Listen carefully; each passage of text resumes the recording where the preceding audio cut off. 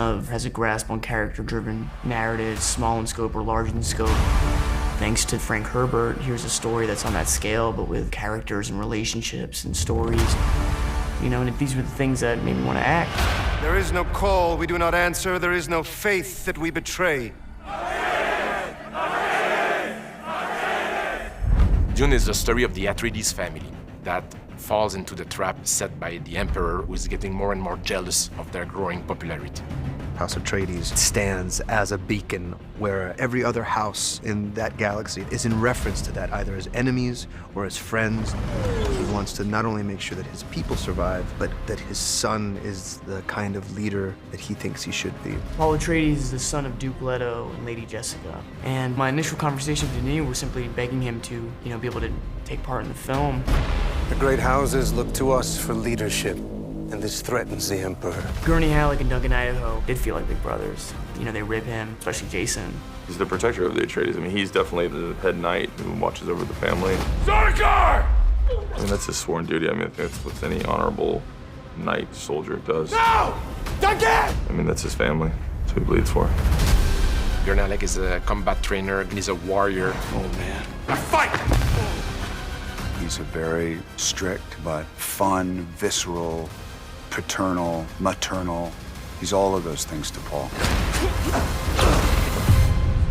Paul Atreides, you are your father's son. You are my son. Lady Jessica is part of the Order of the Bene Gesserit. This order that she's a part of, we can say, make her perhaps the non-traditional partner to Duke Leto. This group of women who carries enormous strength and power. They are bodyguards, they are fighters, they can read people. And this is what Jessica is having to deal with, being a mother, a lover, and this Bene Gesserit. How can the Emperor take everything we've built and give it to that Duke? When is a gift not a gift? Every movie needs its bad guys, and the Harkonnens are the old ancestral enemies of the Atreides. The Harkonnen have been a very dark, sadistic family in this galaxy. Frank Herbert created a very powerful character into Baron Vladimir Harkonnen. He just shows up and then his shadow looms throughout the film. He's the cause of many people's death. He feeds off of fear. He feeds off of pain. He's a vicious, sadistic person. Now squeeze, Rabbit. Squeeze hard. Yes, Uncle. And the Fremen. Kill them all. The Fremen are native tribes, people living in the deep desert. They had the capacity to adapt to the toughest environment. Deep heat, massive sandstorm, dangerous predators all around. Stilgar is the leader of the Fremen. He is a powerful character and he's a warrior, but also is a warrior.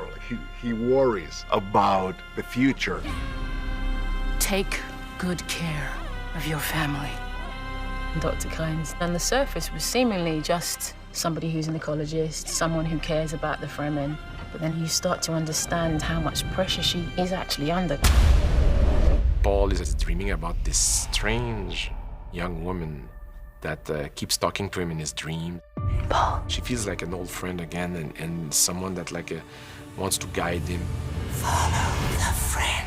Shani is native to Arrakis. She's used to this hostility between her people and the people that are trying to take from her lands. She's a fighter at the end of the day.